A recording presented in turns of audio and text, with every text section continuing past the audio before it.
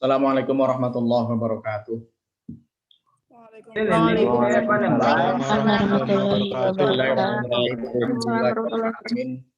Wassalatu wassalamu ala asyrofil anbiya wal mursalin sayyidina wa maulana Muhammadin sallallahu alaihi wasallam wa ala alihi wa ashabihi ajma'in, amma ba'da.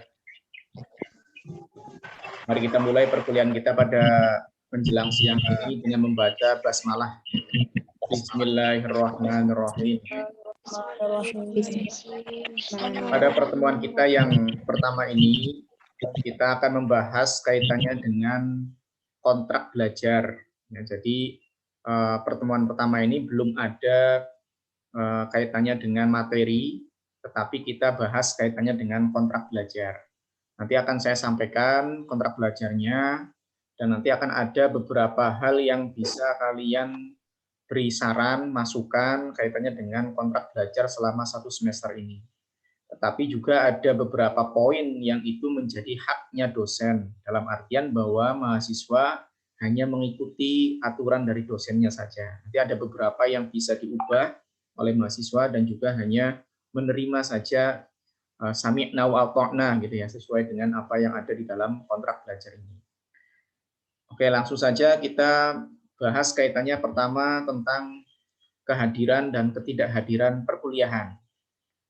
Karena belum ada informasi kaitannya dengan perkuliahan itu dilakukan secara luring atau secara offline, maka tetap pengisian presensi itu tetap online via Siska Ikhlas. Kalau biasanya kalau yang luring akan ada daftar hadir yang kaitannya dengan tanda tangan, ya. Tetapi karena kita sifatnya adalah daring, maka yang akan menjadi patokan dalam kehadiran mahasiswa adalah mengisi presensi online via Siska Ikhlas. Tentunya ada batas waktunya, tidak seharian penuh atau tidak sampai digabungkan, tidak, tetapi ada beberapa batasan kalian bisa mengisi presensi online. Kalau tadi saya, kalau tidak salah ya, menyeting, ini settingan saya yang kemarin sebenarnya, menyeting untuk kelas ini yaitu mulai jam 9.30 sampai jam 12.30. Ini settingan yang hari ini ya. Settingan hari ini Siska Ikhlasnya jam 9.30 sampai jam 12.30. Jadi masih ada waktu, kalian silakan untuk bisa mengisi presensi online selain mengikuti perkuliahan. Kalau masih belum masih ada yang belum presensi, silakan mengisi presensi online. Nah, setelah presensi online di Siska Ikhlas, tentunya mahasiswa yang dianggap hadir juga mengikuti perkuliahan secara daring, ya, secara daring. Nanti akan ada beberapa media pembelajaran yang akan kita gunakan. Tapi yang jelas pertama, Siska Ikhlas menjadi bagian dari utamanya kita media pembelajarannya, ya, yaitu dari presensi, kemudian nanti ada WA group, ya, nanti juga ini ada Zoom untuk yang saya, dan juga nanti akan ada YouTube nanti, akan saya jelaskan nanti. Kemudian mahasiswa yang dianggap tidak hadir jika tidak mengisi presensi online. Dikarenakan tadi saya sampaikan bahwa presensi online-nya via Siska Ikhlas, maka kita mengikuti aturan sistem. Ya, kalau sistem kemudian menyatakan mahasiswa itu tidak mengklik mengikuti kelas, berarti mahasiswa itu dianggap oleh sistem itu tidak hadir. Dan saya sebagai dosen mengikuti apa yang ada dalam sistem. Ya, karena sistemnya menyatakan bahwa mahasiswa itu tidak presensi, tidak mengisi presensi, ya saya ikuti bahwa mahasiswa itu tidak presensi, walaupun mungkin bisa jadi dia mengikuti perkuliahan, ya, bisa jadi mengikuti perkuliahan, tetapi karena tidak mengisi presensi online, kecuali ada yang terkendala nanti ya, mahasiswa yang berhalangan hadir atau juga terkendala teknis kaitannya dengan presensi online, silakan nanti menghubungi dosen, ya, menghubungi dosen. Kalau misalkan memang ada sesuatu yang terkendala, misalkan belum ada namanya di Siska, mungkin ada yang mahasiswa yang mengambil kredit, biasanya ini yang karena harus turun ke bawah, ya, sehingga mungkin namanya tidak ada di situ di Siska. Maka nanti langsung menghubungi saya saja bahwa dianggap bahwa itu manual sudah hadir. Ya. Tetapi kalau misalkan halangannya itu karena ketiduran, jadi misalkan jam 9 ketiduran, menunggu kuliah jam 9 ketiduran, bangun-bangun jam 12. Nah, terus setelah itu Siska Ikles itu sudah ditutup misalkan kaitannya dengan presensi kehadirannya. Maka kalau terjadi seperti itu akan tidak ada kaitannya dengan rukhsah ya, tidak ada pertolongan dari dosen karena itu ketiduran. Beda dengan misalkan Pak mohon maaf ini sinyalnya kesulitan ya. Maka silakan kalau sinyalnya kesulitan, teknis kaitannya dengan sinyal silakan diantisipasi sebaik mungkin ya. Mungkin cari tempat yang memang banyak sinyalnya atau seperti apa. Yang jelas kalau memang sulit banget tidak ada sinyal sampai 5 kilo ya dari rumahnya, dari tempatnya, tempat tinggalnya sampai 5 kilo belum juga ada sinyal dan sama sekali nggak ada sinyal memang misalkan, maka nanti silakan menghubungi dosen, nanti akan dibuatkan absensi manual lewat siskanya dosen. Nah, itu kaitannya dengan kehadiran dan ketidakhadiran. Kalau yang ini mahasiswa sudah tidak bisa memberi masukan ya saran atau kemudian minta perubahan dan lain sebagainya. Kemudian selanjutnya kita bahas kaitannya dengan sistem penilaian. Sistem penilaian yang akan saya gunakan itu ada 4 rincian ya. Yang pertama kaitannya dengan kehadiran dan keaktifan. Tadi seperti yang saya sampaikan bahwa kalian mengisi presensinya lewat Siska Ikles itu minimal kehadirannya adalah 75% dari total seluruh presensi yang ada. Dari kehadiran pertemuan yang ada itu minimal 75%. Ya, jadi 75% itu harus sudah ada dipenuhi oleh mahasiswa. Kenapa? Karena kalau tidak terpenuhi, maka nama yang ada di Siska, nama mahasiswa yang ada di Siska, itu akan ditutup oleh sistem.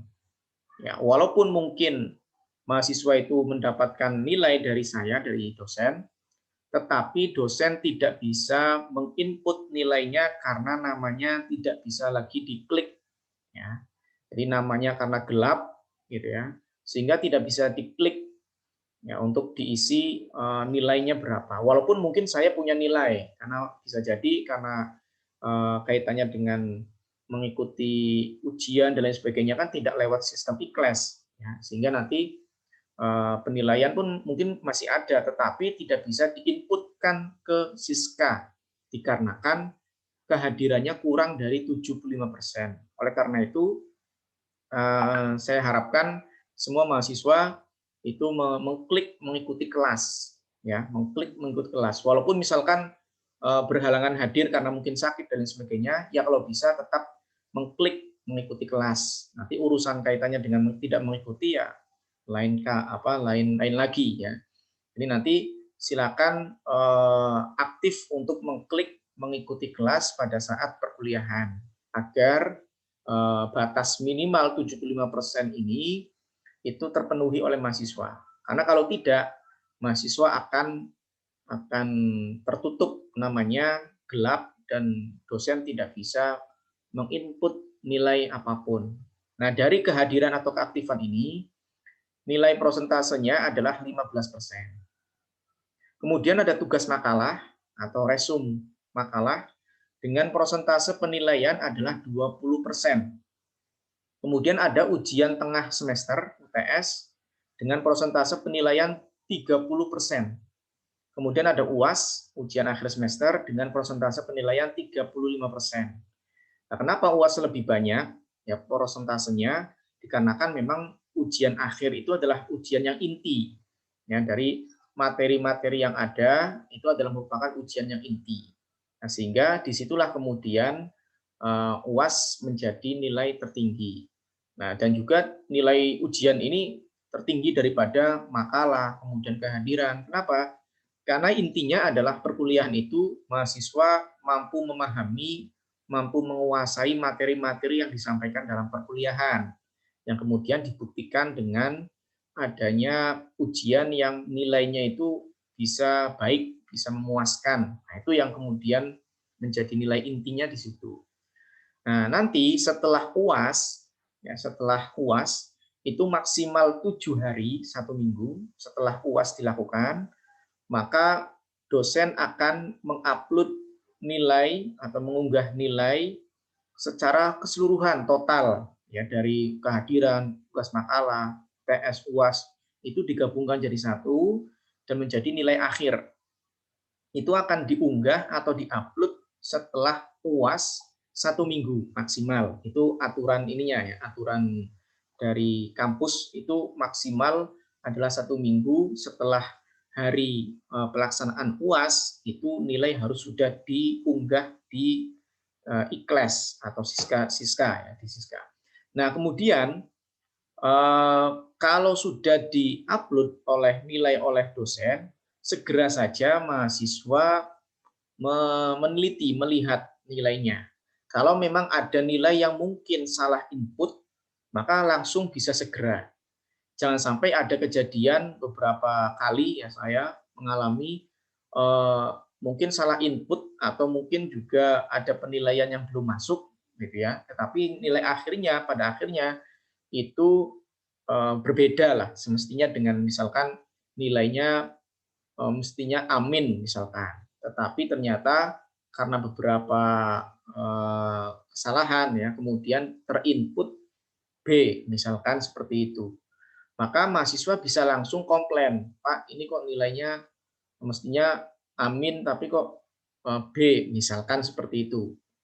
Maka nanti ya akan langsung segera diproses oleh dosen kalau memang segera. Tetapi ada juga kasus yang kemudian sudah 2 minggu nilai itu sudah diunggah di Siska, tetapi mahasiswa baru komplain terkait dengan nilai itu 2 minggu setelahnya dan menjelang penutupan sistem untuk unggah nilai. Nah itulah yang kemudian membuat dosen malas lah bisa-bisanya, nah gitu ya membuat dosen malas, apalagi dosen yang sepuh, ya kesepuhan itu nanti atau yang senior itu biasanya sangat malas sekali kalau mahasiswanya lemot gitu ya. Mahasiswanya itu responnya itu padahal itu adalah nilai yang penting ya untuk ngisi KRS dan lain sebagainya, tetapi kok tidak segera dilihat, tidak segera dipantau siskanya.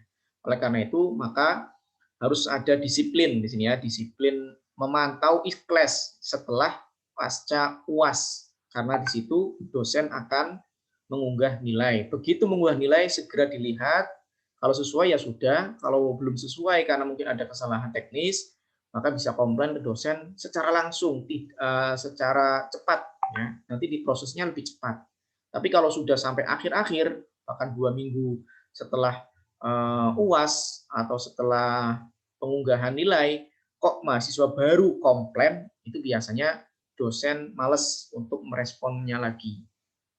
Nah, karena apa? Karena itu akan mengganggu kinerja dosen. Karena dosen yang baik adalah dosen yang tepat waktu dalam mengunggah nilainya.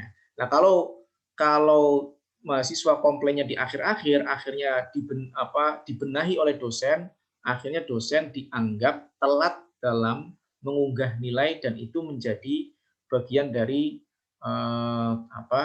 kekurangan kinerja dari dosen, sehingga tentu saja dosen akan beralasan malas gitu ya dan dapat mengganggu pengurangan penilaian kinerja dosen. Masalahnya di situ. Makanya kalau sudah diunggah, begitu sudah diunggah, dipantau siskanya, maka dilihat nilainya.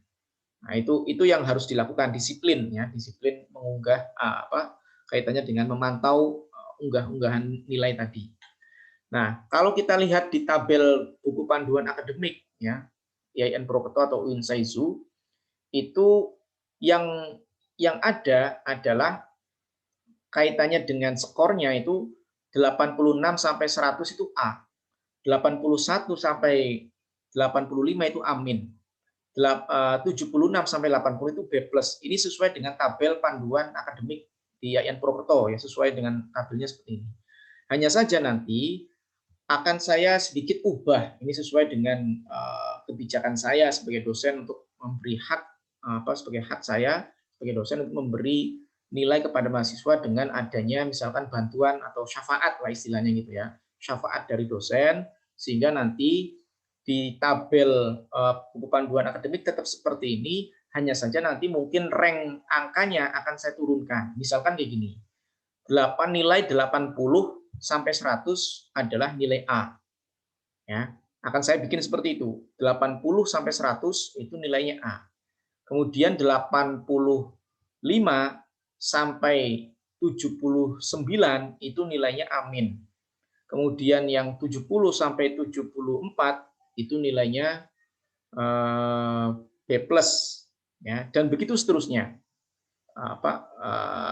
Ini yang kemudian menjadi bagian dari angka-angka ya. Jadi yang kemudian itu kebijakan saya dan ini adalah kemurahan dari saya ya tentunya untuk membantu nilai baik dari mahasiswa. Jadi kalau sudah 80 nilainya 80 itu sudah A di saya ya. Di hitungan saya sudahlah nilainya 80 udah A saja. Nah, gitu. Nah, ini sehingga akan membantu kalian untuk mendapatkan nilai yang lebih baik gitu. Itu adalah rukhsah ya, kemurahan atau juga kaitannya dengan syafaat dari saya. Itu aturan penilaian. Kemudian kaitannya dengan aturan selama perkuliahan.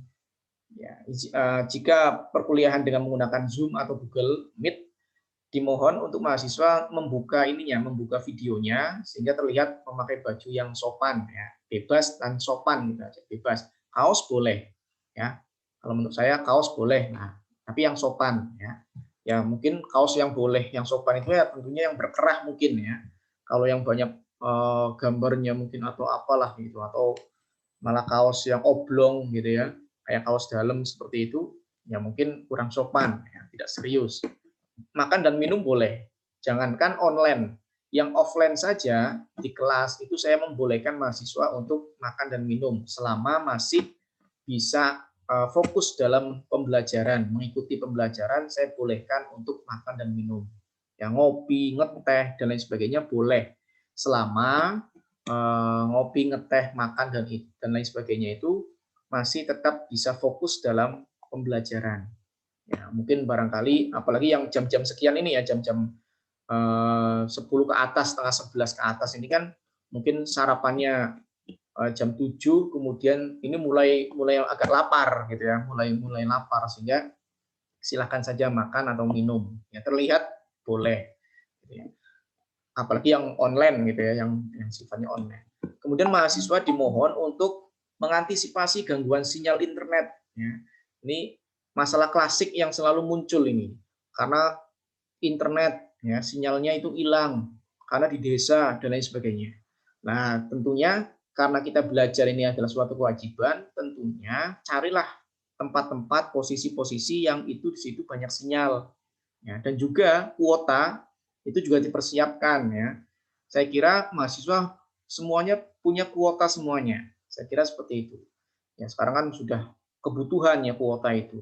Sehingga kalau memang kuota itu digunakan, maka gunakanlah untuk sesuatu yang baik ya, yang mungkin karena selama daring, selama online, kuota itu butuh untuk perkuliahan, ya tentunya kuotanya jangan dihabiskan untuk buka video yang lain atau mungkin nonton drakor yang perempuan misalkan gitu ya, atau apalah yang kaitannya dengan kuota-kuota yang dihabiskan untuk selain kuliah.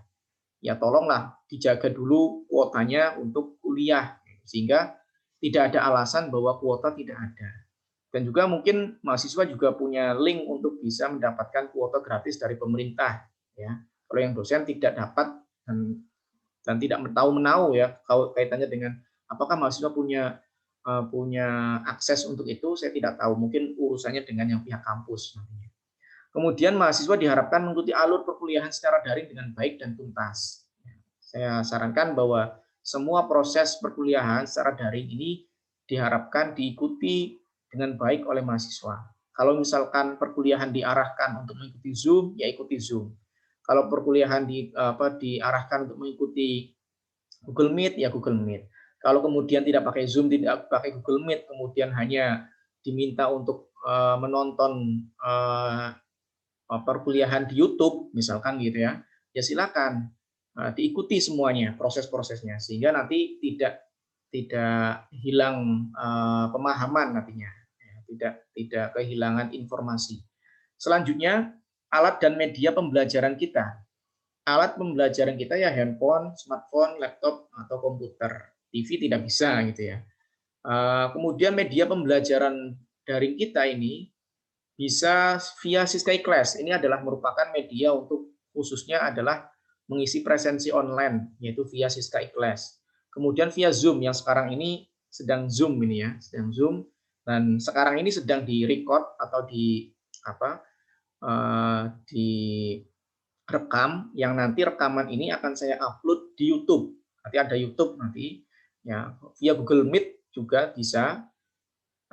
Masalahnya gini, untuk yang entah kenapa ini laptop saya ya, itu kalau Zoom itu lebih mudah, lebih tidak loading. Ya. Tapi kalau pakai Google Meet loadingnya luar biasa.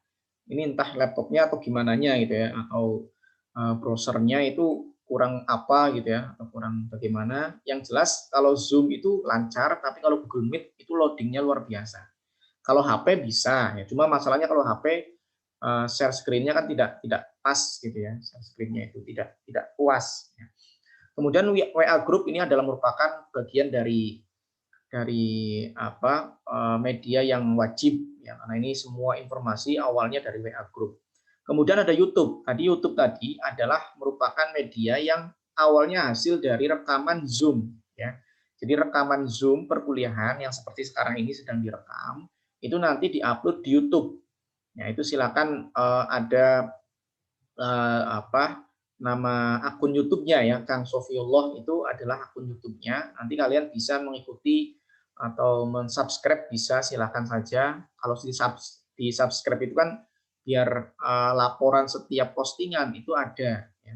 Setiap posting ada laporannya. Oh ini ada mengunggah video baru ini, video pembelajaran baru, misalkan seperti itu. Silakan ya. Kalau di subscribe ya silakan untuk kaitannya dengan bukan komersial ya ini, tapi kaitannya dengan agar supaya laporan pengunggahan di YouTube itu dilaporkan ya, dilaporkan sehingga harus di-subscribe atau diikuti.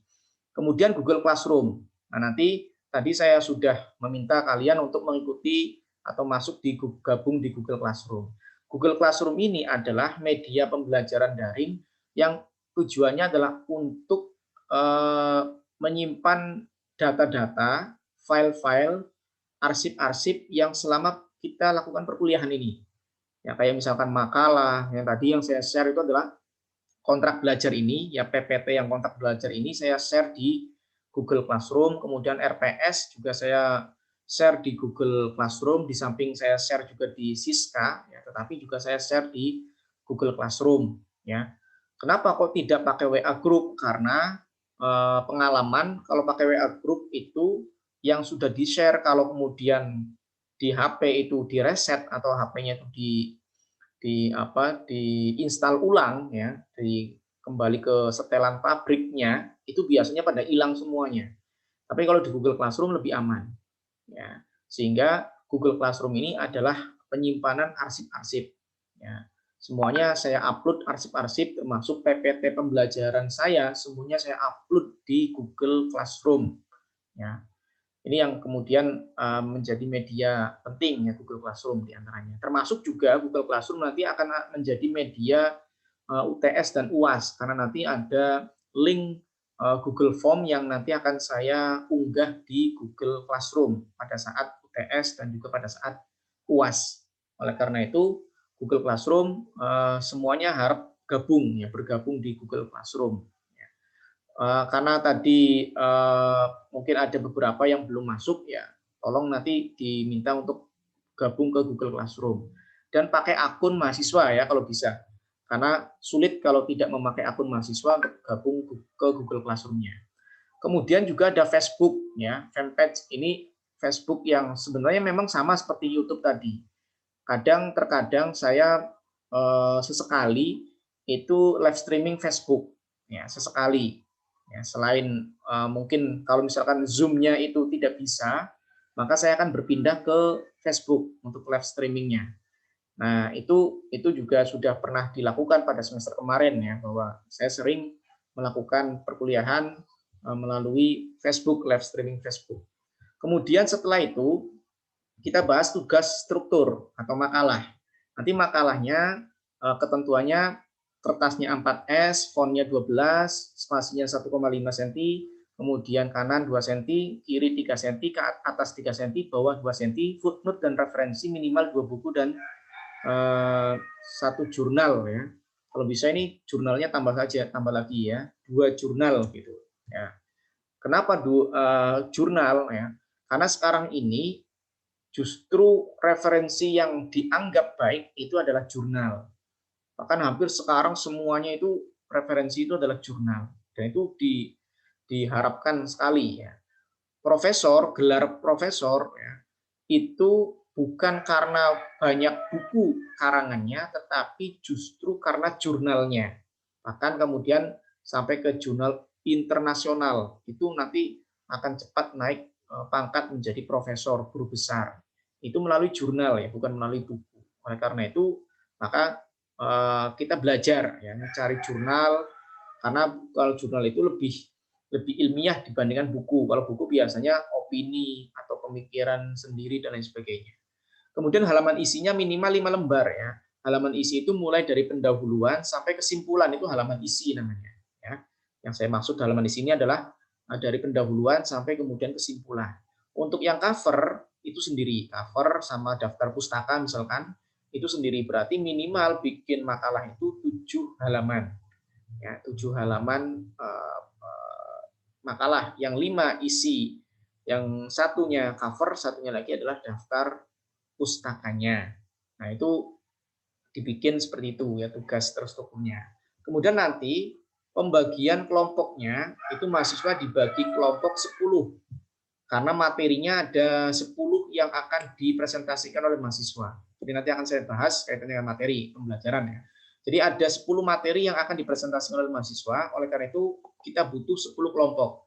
Nanti tugasnya untuk yang PJ, penanggung jawab perkuliahan, dan juga yang KOSMA, minta tolong untuk dibagi kelompok sebanyak 10 kelompok. Ya, nanti silakan dibagi 10 kelompok yang nantinya kelompok-kelompok ini, 10 kelompok ini akan presentasi makalah yang ditugaskan kepada mereka.